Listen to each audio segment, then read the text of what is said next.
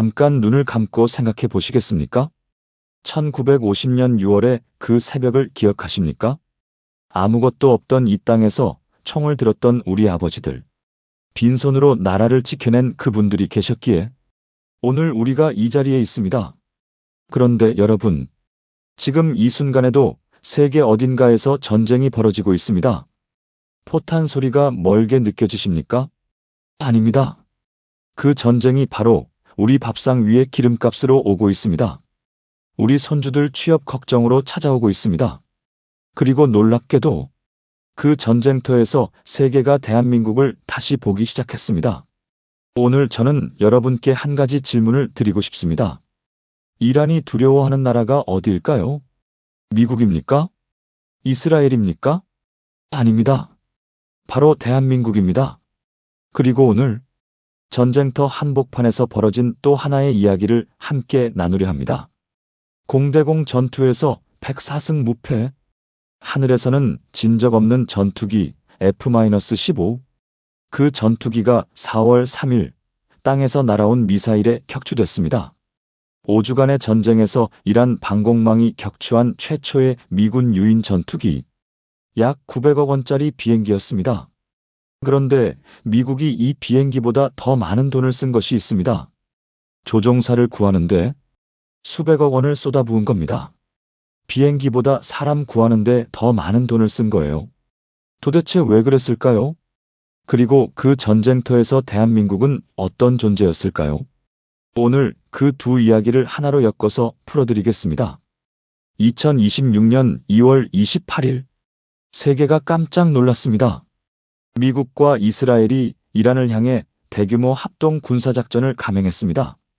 작전 이름은 에픽 퓨리, 장대한 분노라는 뜻이었습니다. 이란의 최고 지도자 알리 하메네이가 이 공습으로 사망하고 수십 명의 이란 고위 관리들이 함께 목숨을 잃었습니다. 이란은 즉각 보복에 나섰습니다. 미군 기지와 미국의 우방국들을 향해 미사일과 드론을 쏟아냈습니다. 그리고 세계에서 가장 중요한 바닷길 중 하나인 호르무즈 해협을 막아버렸습니다. 여러분, 호르무즈 해협이 어디에 있는지 아십니까? 페르시아만의 좁은 목에 해당하는 이 뱃길은 전 세계 원유 해상 운송의 20% 이상이 오가는 곳입니다. 쉽게 말씀드리겠습니다. 세계에서 기름이 지나다니는 큰 도로 5개 중 하나가 갑자기 막혀버린 겁니다. 3,000척이 넘는 배가 그 앞에서 발이 묶였습니다. 유조선들이 줄지어 서서 꼼짝 못하는 상황. 이 장면이 우리에게 왜 중요하냐고요? 대한민국은 석유를 한 방울도 직접 캐지 못합니다. 우리가 쓰는 기름의 거의 전부를 중동에서 배로 실어옵니다. 그 배가 지나다니는 길이 바로 이 호르무즈 해협입니다.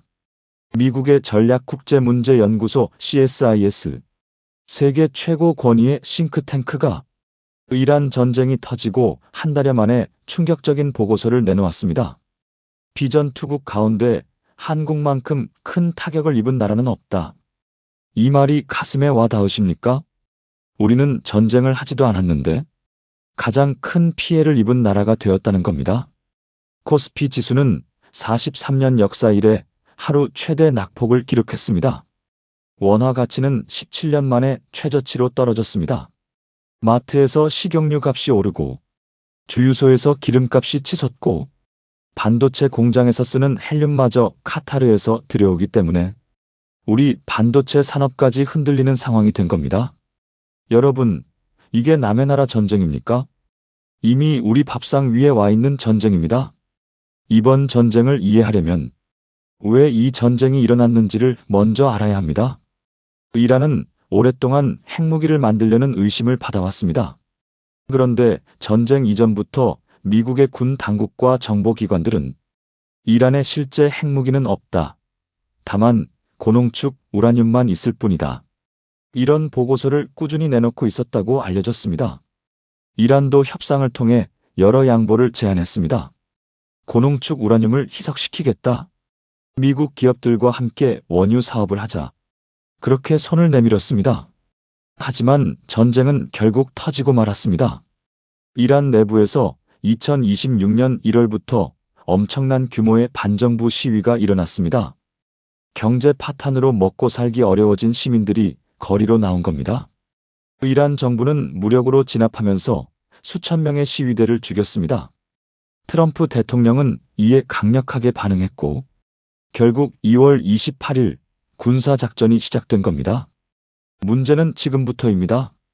전문가들은 이번 전쟁에서 미국이 예상보다 훨씬 힘든 상황을 맞고 있다고 분석합니다. 이란은 이미 오래전부터 준비를 해왔습니다. 무기를 분산 배치하고 각 지역 책임자들에게 판단 권한을 나눠주는 분산된 방어 체계를 갖추고 있었습니다. 미국이 이란 방공망의 80%를 파괴했지만 이란은 여전히 호르무즈 해협의 통제권을 쥐고 있습니다. 그리고 그 사실을 세상에 가장 극적으로 보여준 사건이 4월 3일에 벌어졌습니다. 공대공 전투 104승 무패 F-15 하늘에서는 진 적이 없는 전투기입니다. 미국 공군의 자존심이자 상징. 그 전투기가 4월 3일 이란 상공에서 미사일에 맞았습니다. 5주간의 전쟁에서 이란 방공망이 격추한 최초의 미군 유인 전투기. 약 900억 원짜리 비행기가 불덩이가 됐습니다. 여러분, 전투기가 미사일에 맞으면 조종사에게 주어지는 시간이 얼마인지 아십니까? 2초입니다. 사출 레버를 당기는 순간 머리 위 캐노피가 폭발하고 점화되면서 몸이 하늘로 쏘아 올려집니다. 이때 몸에 가해지는 충격이 최대 중력의 20배입니다. 놀이공원 롤러코스터의 10배에 달하는 힘이 등뼈를 관통하는 겁니다. 사출에 성공해도 3명 중 1명은 척추를 다칩니다. 살아남으려고 탈출하는 그 순간에 몸이 부서질 수 있다는 겁니다. 2명이 사출했습니다. 하늘로 튕겨나온 뒤 낙하산이 펼쳐졌습니다. 그런데 하얀 낙하산이 하늘에 떠 있으면 적한테는 여기 있어요라고 손 흔드는 것이나 마찬가지입니다. 이란 방공부대가 낙하산을 봤을 겁니다. 2사람이 어디로 떨어지는지 지켜보고 있었겠죠. 앞좌석 조종사는 몇 시간 만에 구출됐습니다. 하지만 대가가 있었습니다. 구조 헬기 2대가 이란 화력에 맞았고 승무원이 부상을 입었습니다. 엄호하던 A-10 공격기 1대까지 이란 화력에 피격됐습니다. 이 A-10 조종사는 피격된 비행기를 포기하지 않고 쿠웨이트 영공까지 끌고 간 뒤에야 사출해서 구조됐습니다. 그런데 뒷좌석 WSO 무기 시스템 장교는 발견되지 않았습니다. 여기서부터 48시간이 시작됩니다. 같은 날 F-15 격추와는 별개로 또 다른 A-12 호르무즈 해협 인근에서 피격됐습니다. 하루에 전투기 2대, 전쟁이 달라지고 있었습니다. 그런데 미국이 진짜 급했던 건 따로 있었습니다. 뒷좌석에 앉아있던 사람의 계급이 대령이었거든요. 보통 그 계급이면 책상 앞에 앉아있을 나이인데 이 사람은 여전히 전투기를 타고 있었습니다. 그런 사람이 지금 이란 영토 깊숙한 산악지대에 혼자 떨어져 있는 겁니다. 부상을 입은 채로 구조 헬기가 바로 들어갈 수도 없는 곳에서요. 이란이 현상금을 걸었습니다. 6만 달러, 한화로 약 8천만 원. 미군 조종사를 산채로 잡아오라. 이 산 어딘가에 대령이 숨어 있고 수천 명이 그를 찾고 있었습니다. 당연히 전 세계 뉴스를 탔죠. 왜 이렇게 난리가 났을까요? 전투기 조종사의 머릿속에는 그날의 작전 계획이 통째로 들어있기 때문입니다. 어디를 공격할 건지, 몇 시에 어떤 경로로, 아군은 어디에 배치되어 있는지, 거기에 암호화 코드와 적 레이더의 취약점까지. 대령급이면 일반 조종사와는 차원이 다릅니다. 작전 전체의 큰 그림을 아는 사람이거든요. 이 사람 하나를 잡으면 미군 작전의 밑그림을 통째로 얻는 겁니다. 그리고 정보만의 문제가 아닙니다. 1991년 걸프전 때 격추된 미군 조종사들이 이라크 TV에 끌려 나온 적이 있습니다. 멍든 얼굴로 전쟁은 잘못이었다고 읽었는데 대본을 읽는 거였죠. 이 영상이 전 세계에 방영됐습니다. 잡히면 선전 카드가 되는 겁니다. 1960년에는 소련이 미군 조종사 1명을 잡고 거의 2년을 끌며 소련 스파이와 맞교환했습니다. 조종사 한 명이 국가 거래의 패가 된 겁니다. 협상 카드입니다. 적한테 조종사는 사람이 아니라 카드거든요. 정보 카드, 선전 카드, 협상 카드. 이라는 지금 이 세 장의 카드를 쫓고 있었습니다. WSO는 발이 땅에 닿자마자 움직였습니다. 낙하산을 바위 사이에 밀어넣고 무정위로 몇 초 만에 암호화된 GPS 좌표를 보낸 뒤 즉시 끊었습니다. 오래 송신하면 적이 전파를 잡아내니까요. 바위 틈에 몸을 웅크렸습니다. 전투기 조종사의 생존 키트에 들어있는 것, 9mm 권총 한 자루, 암호화 무전기, 구급 키트, 에너지바 몇 개, 나이프. 이게 전부입니다. 적국 한복판에서 이걸로 버텨야 합니다. 숨소리조차 적에게 들릴 수 있는 상황에서요. 그가 이 순간을 위해 준비한 건 약 3주간의 SERE 훈련이었습니다. 생존, 회피, 저항, 탈출. 적에게 잡히기 전에 어떻게 숨고 어떻게 버티고 어떻게 탈출하는지를 몸에 새기는 과정입니다. 처음에는 산악지대 한가운데 떨어뜨려 놓고 며칠을 버티게 합니다. 물도 없고 음식도 없습니다. 벌레 잡아먹는 법, 이슬을 모아 마시는 법, 적의 수색을 피해 이동하는 법. 이론이 아니라 몸으로 직접 겪는 겁니다. 마지막에는 모해포로 수용소에 넣습니다.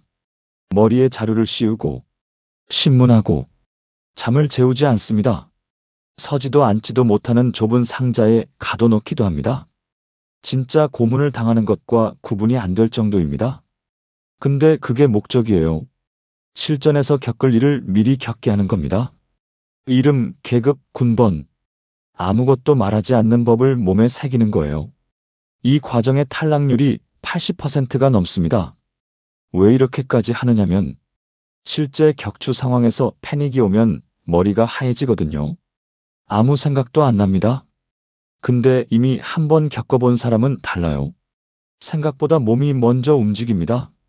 낙하산을 숨기고 무전을 쏘고 숨을 곳을 찾고 머리가 아니라 근육이 기억하는 겁니다. 그리고 지금 그 훈련이 실전에서 시작됐습니다. 이게 실전에서 진짜 작동할까요? 적 병사가 바로 앞을 지나가는 상황에서 30년 전에 똑같은 일을 겪은 사람이 있습니다. 1995년 6월 보스니아 상공 스콧 오그레이디 대위의 F-16이 순찰 비행 중이었습니다. 세르비아군이 기다리고 있었습니다. 레이더를 껐다 켰다 하면서 F-16이 바로 머리 위에 올 때까지 참았습니다. 경고 시스템이 가장 약한 각도를 노린 거죠. SA-6 미사일이 올라오더니 F-16을 직격했습니다. 비행기가 박살났습니다. 고도 약 8,000m에서 사출했습니다. 착지한 곳은 세르비아군 한복판이었습니다. 오그레이디는 풀숲에 엎드렸습니다. 온몸에 풀과 흙을 덮고 꼼짝도 안 했습니다. 세르비아 병사가 바로 앞을 지나갔는데 발견하지 못했습니다. 6일을 그렇게 버텼습니다. 물은 빗물을 양말에 적셔서 짜 마셨고 비가 안 올 때는 새벽에 풀잎에 이슬을 핥았습니다. 먹을 건 개미와 풀뿐이었습니다. SERE에서 배운 대로 개미를 잡아서 단백질을 보충한 겁니다. 밤이 되면 체온이 뚝 떨어졌습니다. 낙엽을 온몸에 쌓아 올려서 버텼는데 비가 오면 몸이 젖어서 더 추웠습니다. 대신 마실 물은 생겼죠. 6일 동안 거의 한마디도 못했습니다. 소리를 내면 발견되니까요. 무전도 거의 쓰지 못했습니다. 저주파 전파를 잡을 수 있으니까요. 숨고 참고 기다리는 게 전부였습니다. 나중에 오그레이디가 이 6일을 이렇게 표현했습니다. 사냥당하는 동물의 기분을 알게 됐다. 6일 동안 먹은 거라곤 개미와 풀, 마신 거라곤 양말에서 짜낸 빗물. 근데 살아있었습니다. 6일째 새벽, 하늘에서 F-16이 오그레이디의 무전 신호를 잡았습니다. 적이 무전기를 빼앗아 함정으로 쓸 수 있으니까 어릴 적 별명으로 본인을 확인했습니다. 구조 헬기가 출격했습니다. 헬기 로터 소리가 숲 위를 덮었습니다. 근데 헬기만 간 게 아니었습니다. 공격 헬기, 전투기, 적 레이더 눈을 가리는 전자정찰기까지 한 사람 구하려고 40대가 넘는 항공기가 동시에 떴습니다. 오그레이디가 숲에서 뛰어나왔습니다. 한 손에 권총을 쥔 채로 6일 만에 처음으로 서서 걸었습니다. 해병대원들이 그를 헬기에 태우는 데 걸린 시간 7분. 근데 이 7분이 조용했을 거라고 생각하면 안 됩니다. 헬기가 지상 사격을 맞았고 어깨에 휴대용 미사일까지 날아왔는데 빗나갔습니다. 7분짜리 구조가 아니라 7분짜리 전투였습니다. 헬기 안에서 오그레이디한테 처음 건넨 것은 물 한 병이었습니다. 6일 만에 깨끗한 물이었습니다. 오그레이디는 6일을 버텨서 살아남았습니다. 몸에 새겨진 기억이 그를 살린 겁니다. 지금 이란 산속에 있는 WSO도 같은 매뉴얼로 움직이고 있었습니다. 근데 오그레이디한테는 6일이라는 시간이 있었습니다. 구조팀이 올 때까지 기다릴 수 있었죠. WSO한테 그만한 시간이 있을까요? 이란은 보스니아의 세르비아와 달랐습니다. 현상금이 걸려 있었고 혁명수비대가 조직적으로 수색하고 있었습니다. 격추 신호가 떨어지는 순간 기지에서 사이렌이 울리고 헬기 엔진이 돌아갑니다. CSAR 전투 수색 구조. 격추된 조종사를 적진에서 꺼내오는 작전입니다. 미 공군이 유일하게 전담 부대를 따로 만들어 놓은 임무예요. 이 작전의 핵심에 PJ가 있습니다. 파라레스큐맨, 미 공군 특수부대원입니다. 이 사람들의 모토가 뭔지 아십니까? 다른 이가 살 수 있도록 구하는 게 직업인 사람들입니다. PJ가 되려면 2년짜리 훈련을 통과해야 합니다.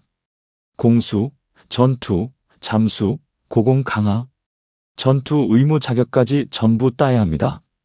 왜 이렇게 많은 걸 요구하느냐면 적진에서 총을 쏘면서 동시에 부상당한 조종사한테 응급 처치를 해야 하거든요. 전투원이면서 의료진, 이 두 가지를 동시에 해내는 사람을 뽑으려니 100명이 시작하면 80명이 탈락합니다.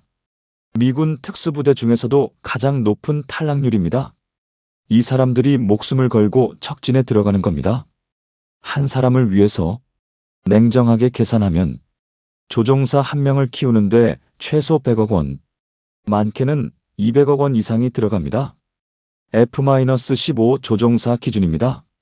적에게 넘어가면 기밀이 유출되고 선전도구로 전락합니다.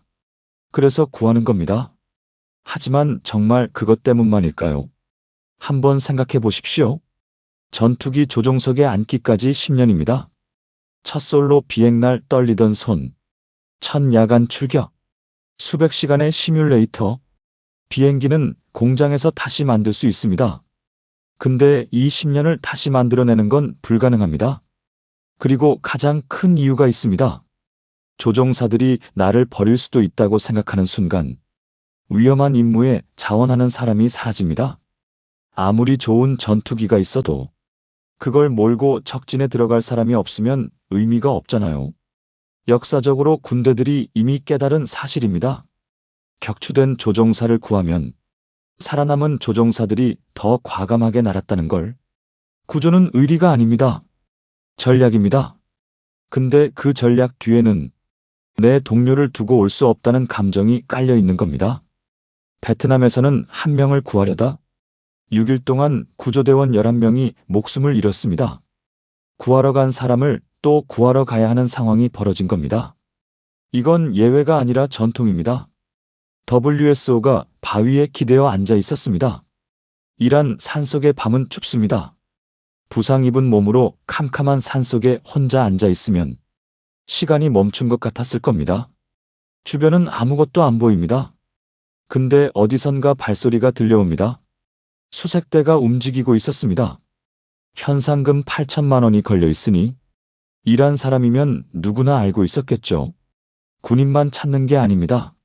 오그레이디가 30년 전 보스니아 풀숲에서 느꼈던 그 감정, 사냥당하는 동물의 기분, 그 순간에도 무전기 너머로 누군가가 계속 응답하고 있었습니다. 미군이었습니다. WSO는 혼자가 아니라는 걸 알았습니다. 미국 쪽에서 두 가지가 동시에 움직였습니다. CIA가 이란 내부의 소문을 퍼뜨렸습니다. 미군이 이미 WSO를 찾았고 지금 이동 중이다. 거짓이었습니다. 낚시할 때 찌를 반대쪽에 띄워놓고 진짜 낚싯줄은 이쪽에 들이우는 것처럼 이란의 수색 병력을 엉뚱한 방향으로 끌어당긴 겁니다. 이 기만 작전이 이란 수색 병력에 상당한 혼란을 일으켰다고 합니다. 그 사이 CIA는 전혀 다른 경로로 진짜 WSO의 위치를 특정했습니다. 산속 바위 틈이었습니다. 동시에 구조팀이 투입됐습니다. 나이트 스토커라고 불리는 160번째 특수작전 항공연대가 동원됐습니다. 어둠 속에서 작전하는 게 전문인 부대입니다. 빌라덴을 잡은 작전에서도 이 부대가 헬기를 몰았습니다. MC-130J 수송기가 특수부대와 소형 헬기를 이란 영토 안쪽의 전진기지로 실어 날랐습니다. 정 영토 한복판에 활주로를 확보한 겁니다. 거기서 소형 헬기 리틀버드가 WSO가 있는 산악지대를 향해 출발했습니다. 하늘에는 전투기가 덮고 있었고 전자정찰기가 떠 있었습니다. 전자정찰기란 쉽게 말해 적 레이더의 눈을 가리는 비행기입니다. 이 비행기가 하늘에 떠 있으면 이란 방공망은 우리 헬기가 어디 있는지 못 봅니다. 드론이 실시간으로 정찰하고 있었습니다. WSO 근처 3km 이내로 접근한 이란 병력을 드론이 타격했습니다. 그리고 추출 지점에서 이란 혁명수비대와 마주쳤습니다. 대규모 교전이 벌어졌습니다. 베트남에서 구조하러 갔다가 11명을 더 잃었던 그 상황이 스쳐갔을 겁니다. 이번에도 그렇게 될 수 있었습니다. 미군이 맹렬한 화력을 퍼부었습니다. 구조대원들은 멈추지 않았습니다. 다른 이가 살 수 있도록 자신들의 모토 그대로 싸웠습니다. 격추로부터 약 48시간, 이란 산속에서 부상 입은 채 거의 이틀을 버텼습니다. 현상금이 걸린 채로 수천 명이 쫓고 있는 상황에서 오그레이디보다 짧았지만 상황은 훨씬 더 위험했습니다. WSO가 구출됐습니다. 보도에 따르면 군사 역사상 적국 영토 깊숙한 곳에서 2명의 조종사를 따로따로 구출한 최초의 작전으로 기록됐습니다. 이 작전에서 구조팀은 전원 무사히 돌아왔습니다. 그런데 끝이 아니었습니다. 사람은 구했지만 돌아가야 하거든요. 전진기지에 착륙했던 MC-130J 수송기 2대가 모래에 빠져서 움직이지 못하는 겁니다. 사막 한가운데 대형 버스 2대가 바퀴 빠진 것처럼 수십 톤짜리 수송기가 이란 영토 한복판에 박혀 있는 겁니다. 1980년에도 이란에서 비슷한 일이 벌어진 적이 있습니다. 이글 클로 작전이라고 미국 대사관 인질 구출 작전이었는데 사막에서 헬기와 수송기가 충돌하면서 8명이 죽고 작전이 무산됐습니다. 그때와 똑같은 상황이 벌어진 겁니다. 근데 이번에는 달랐습니다. 추가 MC-130J 세대를 더 보내서 인원을 태우고 움직이지 못하는 수송기는 자폭시켰습니다. 이란에게 넘길 수는 없으니까요. 수백억 원짜리 장비를 직접 날려버린 겁니다. 약 900억 원짜리 전투기가 떨어진 날, 미국은 그보다 더 많은 돈을 써서 사람을 구했습니다. 수십 대의 항공기, 수백 명의 특수부대원, CIA 기만 작전, 나이트 스토커 헬기, MC-130J 수송기, 그리고 총격전. 보도에 따르면 이번 구출 작전은 미군 특수작전 역사상 가장 복잡한 작전 중 하나로 기록됐습니다. 1995년 오그레이디 때 40대 넘는 항공기가 한 사람을 위해 움직였던 것처럼 31년이 지난 지금도 같은 원칙이 작동하고 있는 겁니다. 아무도 남겨두지 않는다. 30년 전 보스니아 숲에서 구조된 오그레이디가 한 말이 있습니다. 미군이 여러분을 신경 쓰지 않는다고 생각하신다면 틀렸습니다. 1995년에 그랬고 2026년 4월 5일에도 그랬습니다. 자, 이제 가슴 뿌듯한 이야기를 해드릴 차례입니다. 전쟁이 터지고 세계의 눈이 쏠린 곳이 있었습니다. 아랍에미리트, UAE라는 나라입니다. 이란이 미사일과 드론을 쏘아대는 가운데 UAE에서 놀라운 일이 벌어지고 있었습니다. 하늘에서 불꽃이 폈습니다. 이란의 미사일과 드론이 하나씩 떨어지기 시작했습니다. 30기가 날아왔는데 29기가 격추됐습니다. 요격 성공률 96%. 세계의 방위산업 전문가들이 눈을 비볐습니다. 어떤 무기가 이걸 해냈을까요? 바로 대한민국이 만든 방공 미사일 시스템 천궁-II였습니다. 천궁, 하늘의 활이라는 뜻입니다. 이 무기는 이번 전쟁 전까지 한 번도 실전에 쓰인 적이 없었습니다. 처음으로 진짜 전쟁에 나가서 96%라는 압도적인 성적을 거둔 겁니다. 미국의 뉴욕타임스가 이것을 대서특필했습니다. 이란 전쟁이 한국 방산업계의 힘을 보여줬다고 세계 최고의 권위지가 대한민국의 무기를 그렇게 칭찬했습니다. 여기에 더 대단한 것이 있습니다. 미국의 패트리엇 미사일은 한 발에 400만 달러입니다. 우리 돈으로 약 55억 원짜리 미사일입니다. 그런데 천궁-II는 얼마인 줄 아십니까? 약 100만 달러. 패트리엇의 4분의 1 가격입니다. 미국 스팀슨 센터의 켈리 그리코 선임 연구원은 말했습니다.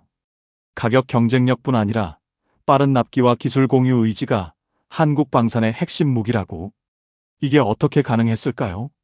1960년대, 1970년대, 1980년대 북한의 위협이 끊이지 않던 시절, 주한미군이 철수할 수도 있다는 불안 속에서 우리나라 기업들이 직접 무기를 만들기 시작했습니다.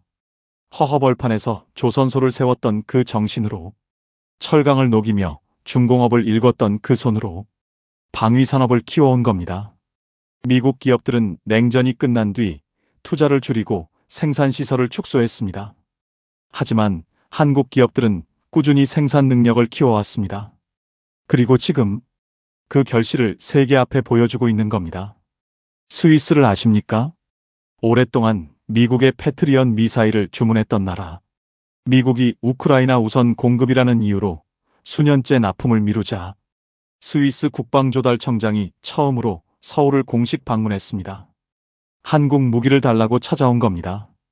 전쟁이 터지고 한 달 사이 LIG넥스1의 주가는 45% 올랐습니다. 한화 에어로스페이스는 12% 상승했습니다. 이제 한국 방위산업은 저렴한 대안이 아닙니다. 반드시 필요한 파트너로 세계가 인정하기 시작한 겁니다.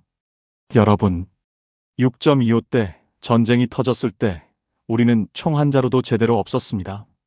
그 쓰라린 기억을 가슴에 품고 우리는 70년 만에 세계가 사고 싶어하는 무기를 만드는 나라가 됐습니다.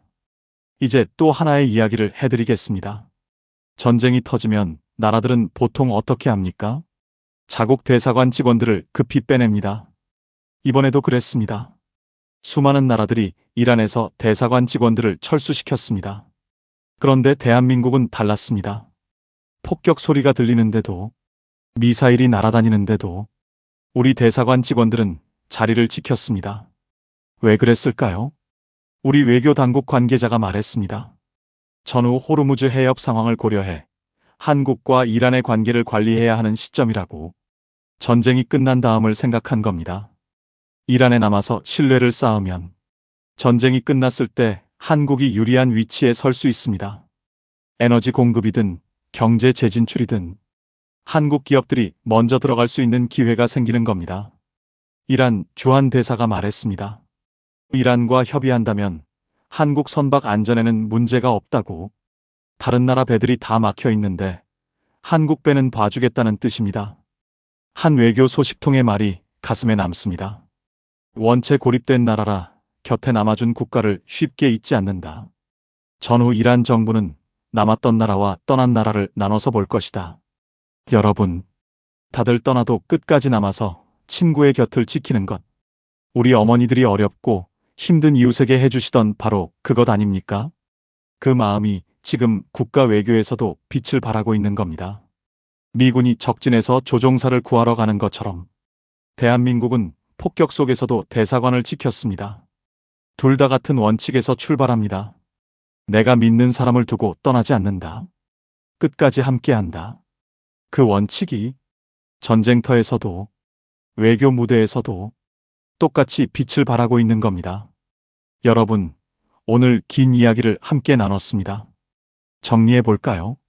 첫째, 이란 전쟁은 남의 나라 이야기가 아닙니다.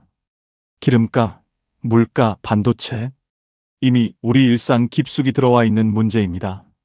둘째, 전쟁터에서 미국은 비행기보다 사람에 더 많은 돈을 썼습니다.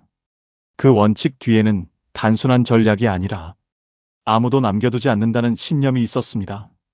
셋째, 그 전쟁터에서 대한민국의 천국-II가 세계를 놀라게 했습니다. 뉴욕타임스가 대서특필하고 세계 각국이 사고 싶다며 줄을 섰습니다. 넷째, 대한민국은 폭격 속에서도 대사관을 지키며 누구도 쉽게 선택하지 못한 실리 외교를 펼쳤습니다. 여러분, 저는 가끔 이런 생각을 합니다. 1950년 6월, 아무것도 없던 이 땅에서 전쟁을 버텨내셨던 우리 어르신들, 그분들이 지금의 대한민국을 보신다면 뭐라고 하실까요? 아마 눈물을 흘리실 겁니다. 우리 손으로 만든 무기가 세계를 지키고 있다니, 우리 외교관들이 폭격 속에서도 자리를 지키고 있다니, 우리나라를 세계가 이렇게 필요로 한다니. 여러분, 우리는 지금도 완벽하지 않습니다. 경제가 어렵고 기름값이 오르고 걱정이 많습니다. 하지만 이 나라는 분명히 나아가고 있습니다. 세계 속에서 우리의 자리를 만들어가고 있습니다. 6.25를 버텨내신 어르신들이 있었기에 오늘의 대한민국이 있습니다. 그리고 오늘의 우리가 이 자랑스러운 나라를 이어가야 합니다. 세계가 어지러울수록 우리는 더욱 단단해져야 합니다. 흔들리지 않는 마음, 나라를 믿는 마음, 그리고 그 나라가 더 나아지도록 관심을 갖는 마음. 그것이 지금 우리에게 필요한 자세입니다. 오그레이디가 6일을 버틴 것처럼, WSO가 48시간을 버틴 것처럼 대한민국도 70년을 버텼습니다. 그리고 그 끝에 세계가 우리를 다시 보기 시작했습니다. 대한민국은 강합니다. 대한민국은 영리합니다. 대한민국은 포기하지 않습니다. 오늘도 지구 어딘가에서 우리 외교관이 태극기를 지키고 있습니다. 우리 기업인이 세계 시장을 두드리고 있습니다. 우리 군인이 이 땅을 지키고 서 있습니다. 그 모든 분들에게 오늘도 감사한 마음을 전합니다. 세상이 빠르게 변하고 복잡해질수록 정확한 정보와 냉철한 시각이 필요합니다. 오늘 이야기가 여러분의 삶의 무게를 조금이나마 덜어내고 나라 사랑하는 단단한 마음가짐을 세우는데 작은 울림을 주었다면 여러분의 지혜가 담긴 작은 울림을 댓글로 표현해주세요. 작은 울림의 댓글이 여울이 되어 읽는 이로 하여금 응원과 큰 위로가 됩니다. 그리고 구독과 좋아요로 지혜를 나누는 이 여정에 꼭 함께 해주세요. 여러분의 하루하루가 평온하고 힘이 가득하며 오늘도 빛나는 여러분의 삶과 건강을 응원합니다. 다음에 밝은 목소리로 다시 찾아뵙겠습니다. 귀한 시간 내어주셔서 감사합니다. 고맙습니다. 대한민국 화이팅입니다.